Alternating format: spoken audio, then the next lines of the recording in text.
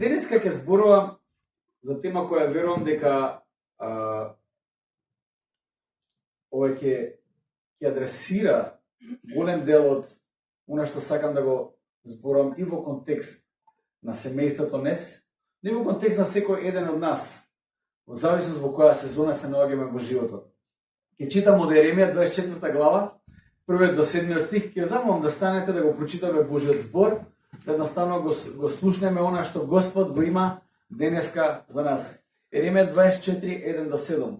Вели вака: Господ ми покажа две кошници со смокви, поставени пред храмот Господов, откако Вавилонскиот цар Навуходоносор го изведе од Ерусалим заробениот јудејски цар Јехонија, синот Јоакимов, јудејските кнезови со дрводелците и ковачите и ги одведе во Вавилон.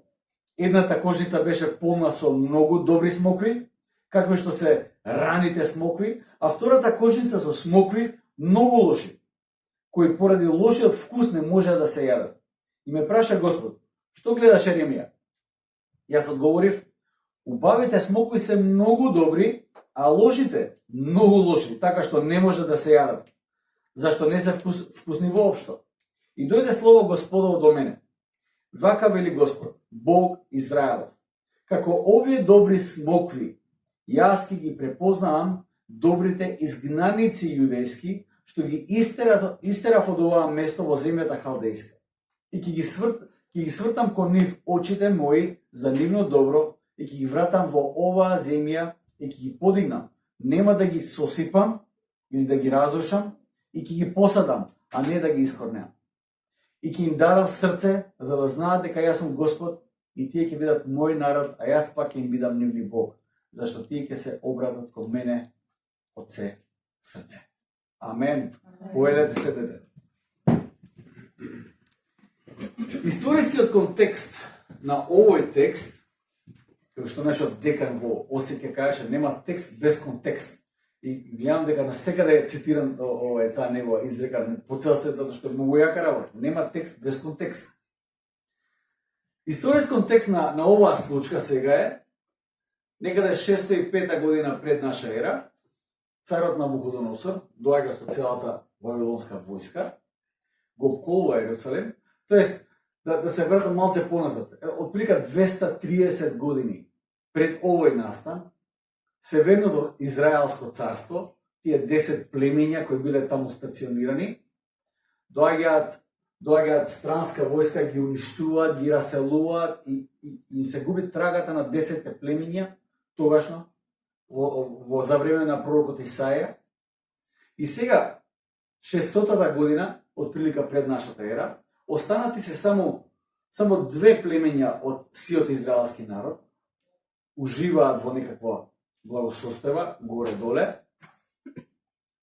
И Господ најавува суд, затоа што израелците се израелци, израелците се луѓе, си прават како што ќе им текне, си го спуштаат стандардот која ќе им текне, си прават идоли какви што сакаат, си служат на други богови и Бог вика доаѓа суд. Историјата контекст е следен. Израелците успеале да направат идол дури од Бог. И од самиот Бог направиле идол. Направиле Бог од јахна. Што значи тоа? Храмот Божи е во Ерусалим, ковчегот Божи е тамо, и они веќе од вера, од некаква вера, развиле суеверие дека затоа што ковчегот Божи во Ерусалим, никој ништо не може. Они може да прават што сакат, ама кога ќе дојдат, знаете како Цацко која кажуваше за германците, дека германците доаѓаат оп, и века ние ставивме семафор пред кавадарци, го впуштивме на црвено, и како што доаѓаат германците, видат црвено сметло, оваа тенкови авиони, си, застана на црвено, чека да се пушти зелен, видал дека не се пушта, се вратија назад, вика, и не влегува кавадарци. Такво суеверие има израелците за ковчегот Божи. Сикат, каква сака војска нека дојде. Доаѓаат цела војска, доаѓаат сите, ама кога ќе дојдат до Ерусалим, Божиот град, нема шанси да влезат. Ќе падне оган од небо, и сега доаѓа 605 година, доаѓа Навуходоносор, лош цар, со сите можни манири на лош цар, влегува во Ерусалим и прави што сака. И нормално израелците се запрепастени. Што се случува? Нашата сигурност ја нема. Што се случи? Како е можно тоа? Доаѓа Навуходоносор и верувајте ми, првиот пат кога доаѓа Навуходоносор, колку и да звучи лошо, тој доаѓа со милост. Затоа што доаѓа не за да уништи, туку Навуходоносор има една стратегија. Вавилонското царство има една стратегија. Доаѓа, го зима царот кој владее, семејството, го собира со себе, ги зима сите дрводелци, ковачи и сите тие устари што нешто може да прават. Нашки кажано, кремот на народот го зима, го собира, тие што може да водат, да владеат, ги собира и ги носи таму и ги остава тие што не знаат да владеат, не знаат да работат и така натаму и така натаму. И Израел останува во хаос. И нормално става еден цар по трон некако што има некаква царска крв, кој не знае да владее, али е послушник и си оди. Отприлика тоа го прави 605 година. Доаѓа, зима све што му се свиѓа и си оди. Од гледна точка на израелците, дури тука не им доаѓа памет. Зошто? Затоа што според виденијата на сите пророци кои им говореле тогаш, или барем според популарното гледиште на популарниот пророчки глас, израелците имале свое толкување за робството. Во времето на Еремија имало два пророчки гласа. Го имало популарното пророчко гледиште, сите пророци што кажуваат, просперитет, ќе биде супер. Може ќе дојдат вавилонците, ама знаеш што ќе ги земат тие остари катастрофа, тие што се помилувас, ќе ги остават добрите. Зошто? Затоа што ветената земја која Бог на нас ни ја даде и се завети вечно со нас, со Авраам и така натаму, на нас ветената земја ќе ни ја остави во наследство. Тоа кога ќе дојдат непријателски сили, Бог само ја чисти земјата од лошите смокви. Не се секирете. Тие што сте добри, тие ќе останете. На вас ништо нема да ви фали. Еремија доаѓа и вика, па тоа и не е баш вистина. Бог мене ми даде видение, точно, имаше две врсти на смокви, убави смокви и лоши смокви. Еремија вика, ама мислам дека лошите смокви уствари остана во Ерусалим. И нормално, по тие причини, Еремија не бил многу популарен пророк. Луѓето барале поразличен глас од гласот на Еремија, имале потреба од поинаква порака, по-позитивна порака. Толку сакале потврда за нивната перцепција, што дури зборовите на пророкот Еремија ги протолкувале на свој начин. Еремија им кажува за двете кошници, го кажува тоа, а луѓето го разбирале тотално спротивно. Знаете, они сватиле за себе си, разбрале што е да кажува Еремија, без разлика што тој го добил видението, без разлика што тој е пратен од Господ, ние тоа ќе се го разбереме на наш начин. А тоа е следно. Добрите смокви останаа во Ерусалим. Лошите Бог ги исчисти. Делото на Навуходоносор го гледале како Божи начин на прочистување на народот на нивната земја. Бог го прочистува својот народ. На големо изненадување на израелците, тоа навистина не било така. Бог им праќа порака преку пророкот Еремија и го потврдува токму тоа. Тоа што тие го промашиле е всушност поистоветување со погрешната кошница. Дали некојаш во животот ти си има случајно тоа? Го слушаш Божиот глас и слушаш некои лоши работи и во главата ти уствари имаш слика за некој друг, не за себе. Ти кажеш, овој стварно е таков човече. Значи, многу лоша кошница смоква тој човек. Тоа прави, оваа го прави и се што ќе каже се потврдува. Ле, стварно е. Значи, треба Божи суд да дојде на тој човек, да го прочисти малку, да го дисциплинира. И само од еднаш Бог понекогаш знае да прати некоја порака, да се видиш себе си од негова перспектива, се видиш, уствари, јас сум лошата кошница смоква изгледа. Упс, што да правиме сега? Израелците го слушаат пророштвото на Еремија за двете кошници и си го разбираат на свој начин. Тоа што сака Еремија, тоа е писмо уствари кој Еремија го праќа на израелците кои се фатени, кои се заробени и сега се на пат према Вавилон. Господ го дава тоа видение, Еремија го запишува и дури на почетокот на текстот, малку подале ако читате во која глава чита веќе, 24 глава, таму ќе видите дека пишува преку кој Еремија го праќа тоа писмо. Еремија го праќа тоа писмо и тоа писмо треба да биде прочитано пред израелците кои за себе сметаат дека се лошата кошница смокви, за себе сметаат дека се луѓе кои Господ ги исчистил од ветената земја, за себе сметаат дека се проклети, дека за нив спас нема, за себе сметаат дека се веќе отстранети од Божиот благослов, нема ветување веќе, нема завет со нив, тие се катастрофа. Еремија им го праќа тоа писмо. Тој сака да им каже, не секое поминување низ прогонство и робство е казна од Бог. Не секоја потешкотија во животот низ која поминуваме, не секое затише, не секое црнило во животот кој го поминуваме е казна од Бог. Што им вели Еремија на оние кои се на пат према Вавилон? Прво, не знаат што ги чека, поима немаат во каква земја ќе одат. Они никош до сега не слушнале за некакво убаво робство. Не слушнале такво приказна. Се што тие знаат за робство е безнадежност, безмилост, продадено, раздвоени семејства, децата ми се робови во друга фамилија и така натаму. Тие нивниот поим за робство, за Вавилон, се очекувањата се овие. Не знаат што ги чека таму. Еремија им праќа порака. И вели вака, Еремија 29, 4-7, вели вака, вака, вели Господ Саваот, семоќниот Бог, Бог Израелов, до сите заробени, еве до кој напишано писмо, до сите заробени, кои јас ги преселив од Ерусалим во Вавилон. И застанам тука. Како прво, Бог им праќа порака на израелците да им каже кој е уствари причината за ова што се случува сега.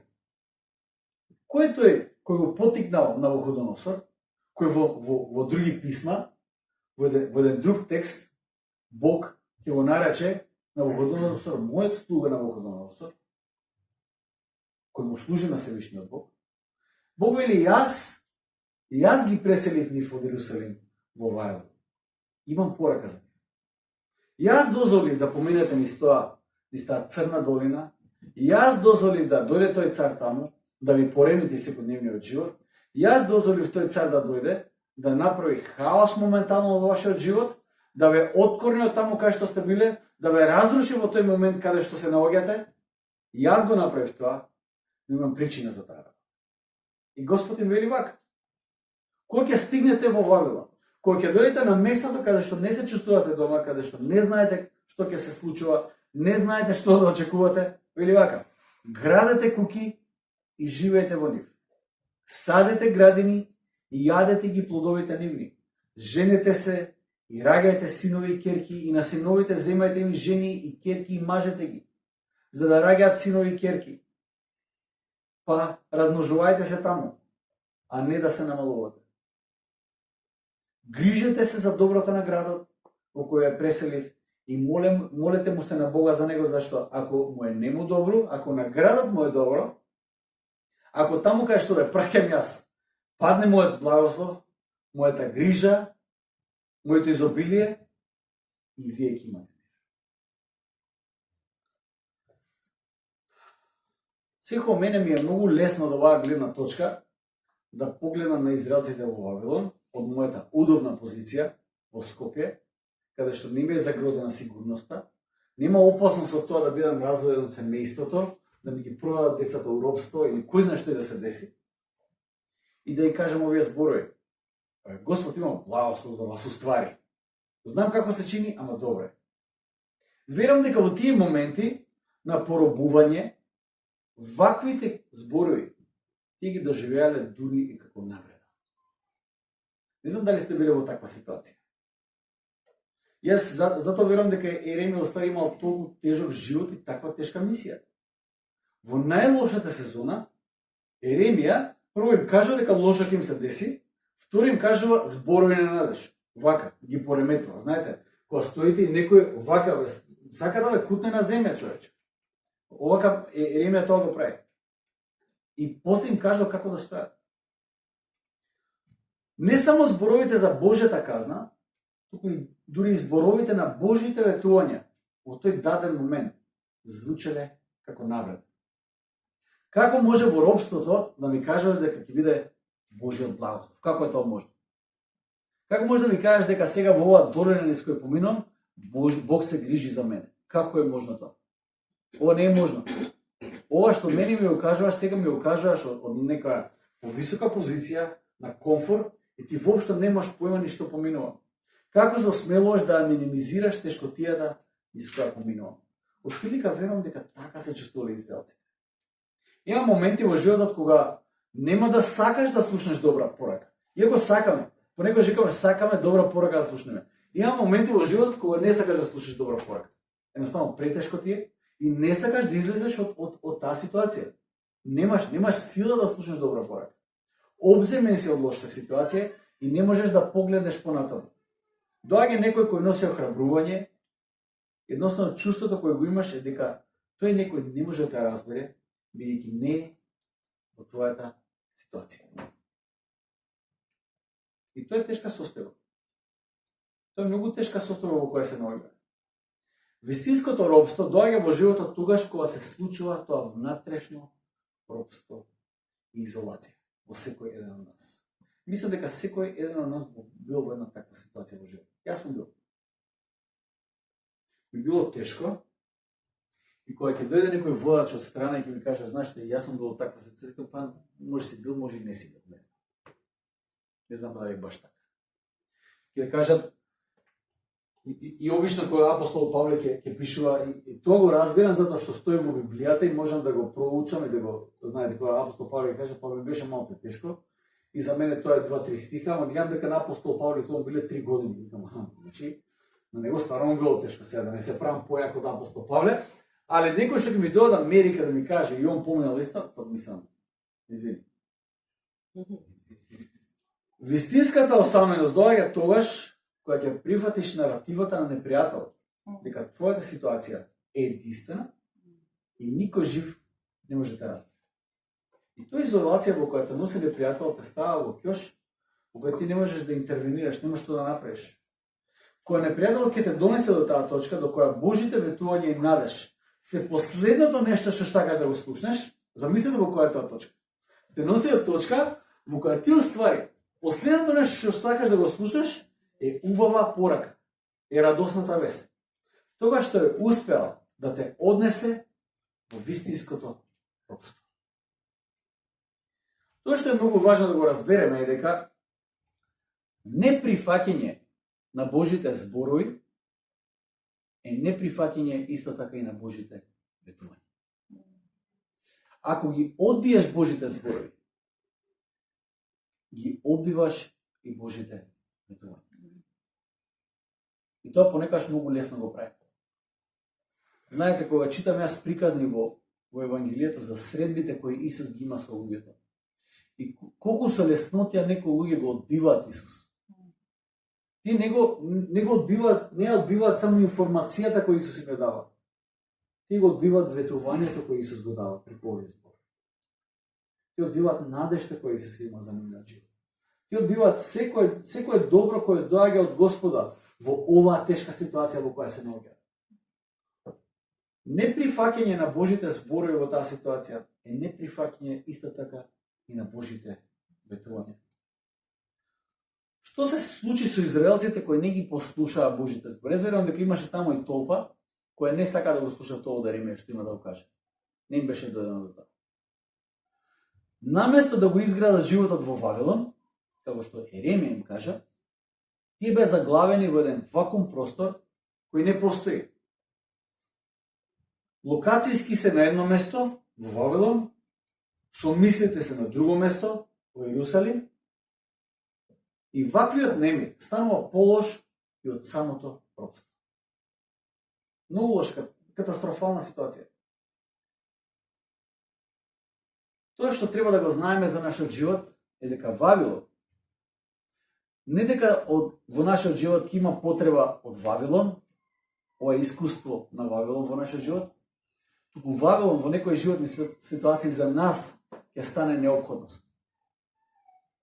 Ќе стане неопходност. Ќе мораме да отидеме во Вавилон за Господ да не опре. Има една тема која се просејува низ целата книга на Еремија, а тие се темите на рушење и откорнување, градење и садење. Следниот пат кога ќе го читате пророкот Еремија, и ве охрабрувам тоа да го направите сега, што поскоро, може би оваа недела, читате го Еремија и имајте го ова на ум. Овие неколку зборови: рушење и откорнување, градење и садење. Имајте го тоа на ум. Затоа што Еремија многу зборува на тоа. Речи се секое видение кое Господ го дава преку Еремија се однесува на некакво рушење, но и на некакво градење. На некакво откорнување, но и на некакво садење на некој друго место.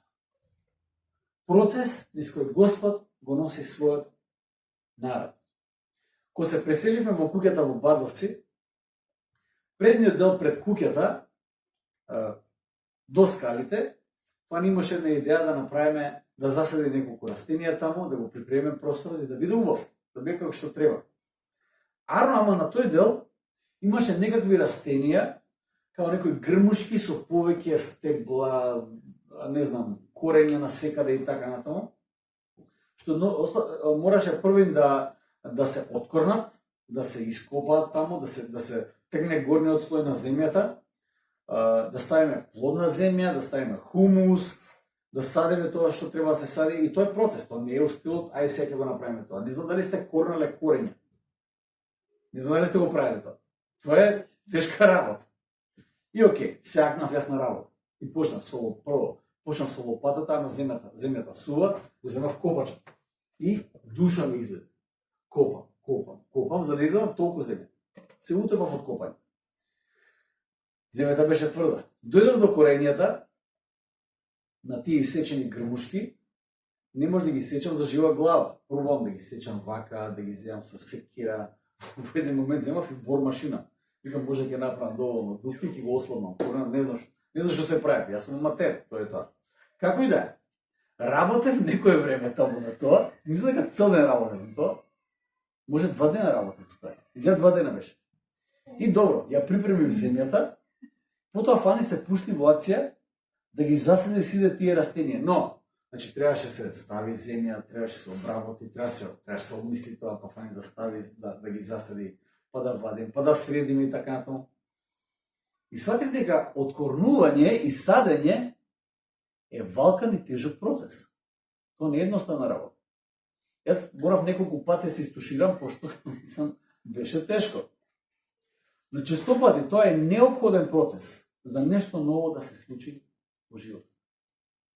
Откорнување и садење. Многу валкан процес.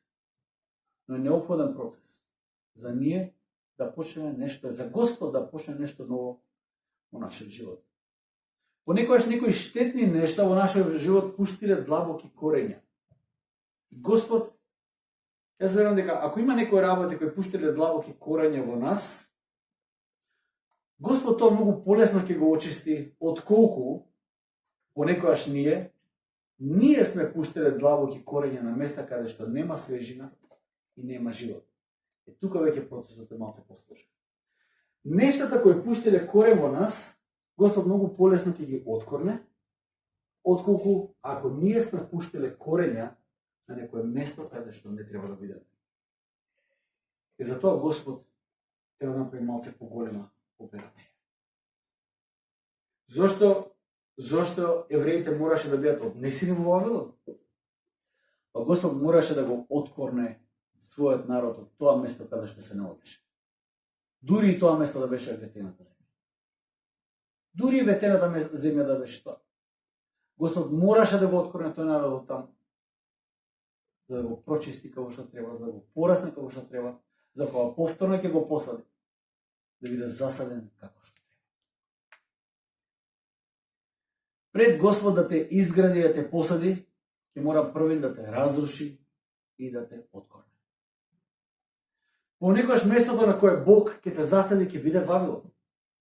Вавилон, ако знаете во библиската наратива, Вавилон не е символ на нешто убаво. Всушност, Вавилон во библиската наратива е символ на најлошото од светот. Од се што ова создание го има создадено, најлошо е символика за Вавилон.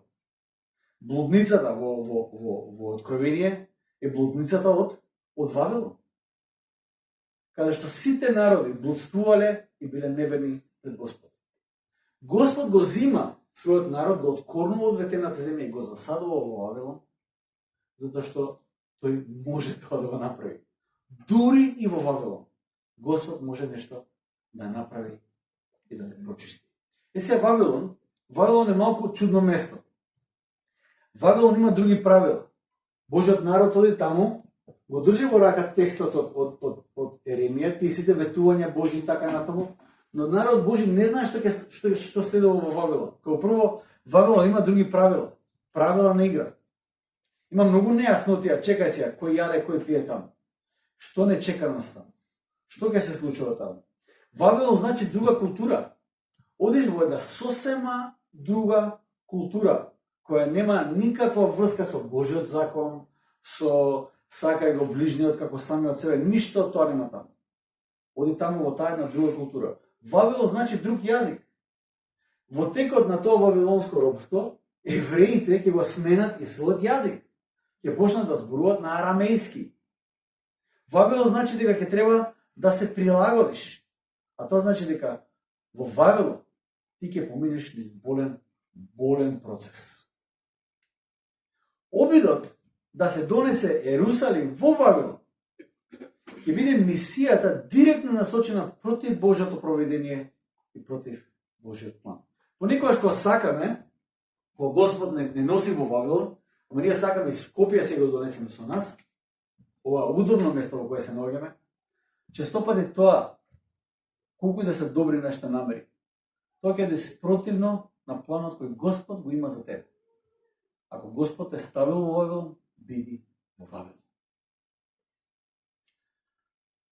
Настојувањето да се живее според правилата на игра во Ерусалим што ги има, ќе биде диспозиција која не може да се преживее. Јас верувам дека помеѓу израелците имало луѓе кои сакале да се направат свој Ерусалим таму во Вавилон. Јас верувам дека тие луѓе не беа дел од народот кој се врати после во Ерусалим. Наставно тие луѓе се прилагодија таму, се направија да свој живот таму. Израелците кои пуштија корења во Вавилон, како што Господ им кажа, беа израелците кои го изградија Израел кој беше спремен да го пречека Месијата.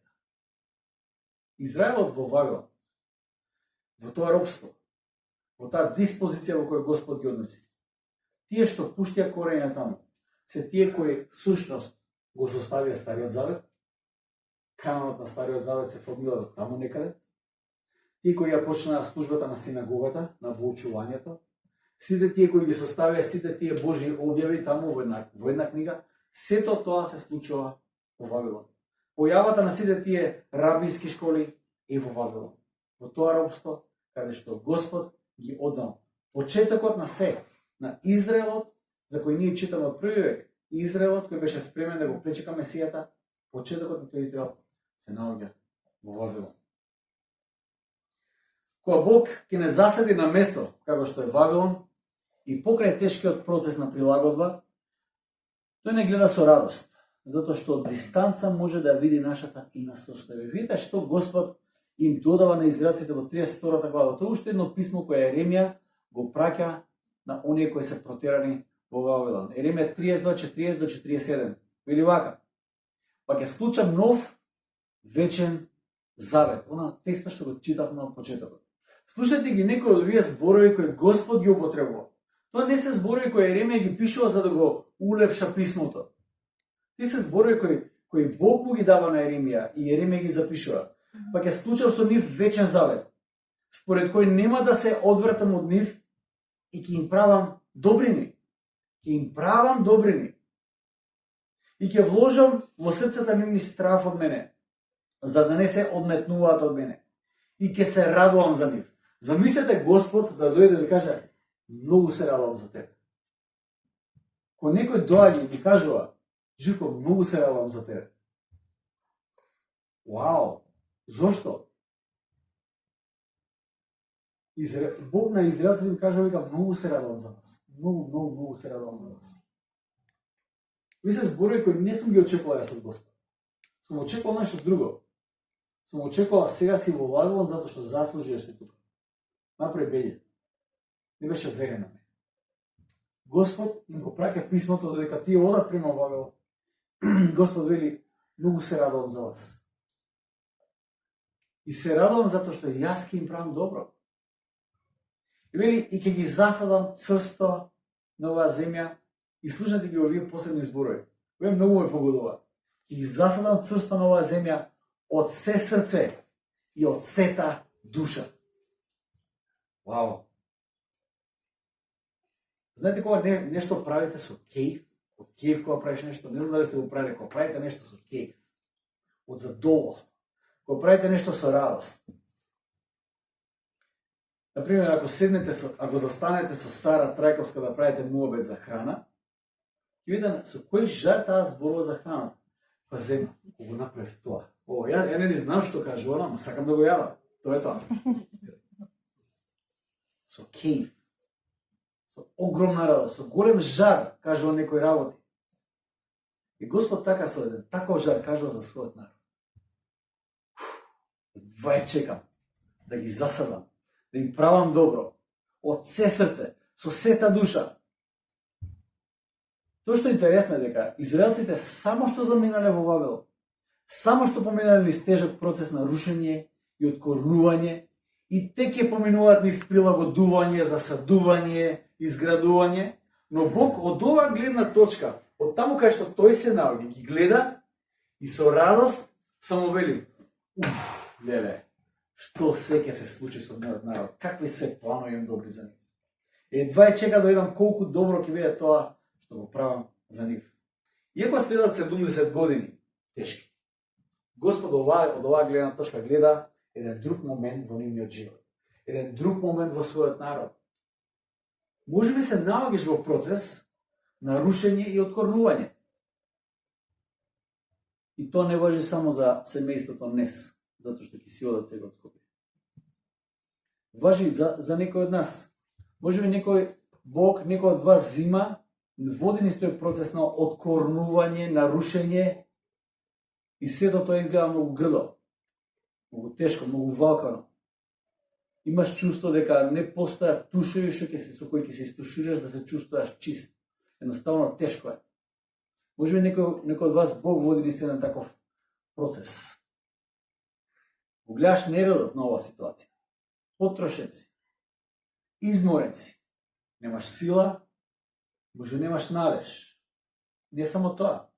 Се чини дека допрва ќе поминуваш тој пат према Вавилон и допрва ќе се соочиш со нова ситуација и некои непредвидливи околности. Имаш чувство дека Бог може би те казнува и те праќа во робство заради твоите гревови. Па дури луѓе околу тебе може дури да ти го потврдува тоа. Знаете како израелците што остана во Јерусалим? Така и ми треба. Ви какви беа? Ај сега у Вавилон. Го заслуживте тоа. Може би поминуваш низ нешто, луѓе околу тебе гледаат и кажат: знаеш што, тоа беше очекувано. И се што ти се случува во моментот и потврдува твоите најголеми стравови. Но по патот кон Вавилон, јас верувам дека Бог ќе ти прати неколку пораки. Како што Бог им прати и на израелците кои беа након. Како писмо кој пророкот Еремија ги праќа до заедницата која оди кон тоа робство. Им каже: вие всушност сте добрите смокви. И ти каже на тебе: еј, не се плаши. Всушност ти си смоквата од оваа добрата кошница. Имам планови за тебе. Не само да имам планови за тебе, уствари јас имам добри планови за тебе. Само следи ме чекор по чекор. Само кај што ќе те ставам пушти корења. Сади, гради, уживај. Уживај во животот каде и да те ставам во тој момент. Верувај ми, ќе дојде момент кога ќе бидеш здрав, бидеш пораснат, од ова место кај што се наоѓаш ќе те засадам во ветената земја, каде твојот плод ќе биде многу кратен, ќе биде прекрасен плод. Верувај ми, со тебе сум. Не се секирай. Не знаеш какви планови имам за тебе. Отприлика така Бог им кажа на израелците. Сега Бог на тебе ти кажува така. Немаш појма какви прекрасни планови имам за тебе.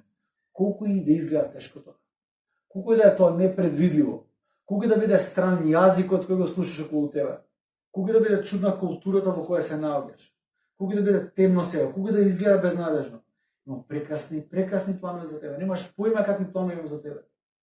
И овие 70 години кои ќе следат како робство, јас ќе сум со тебе. Таму уствари, во тоа место, јас ќе опочнам твоето вистинско откупување. Бог ти кажа овака, и ќе се радувам за тебе, затоа што ќе ти правам добро. Ќе те засадам цврсто во оваа земја, од се срце и од сета душа.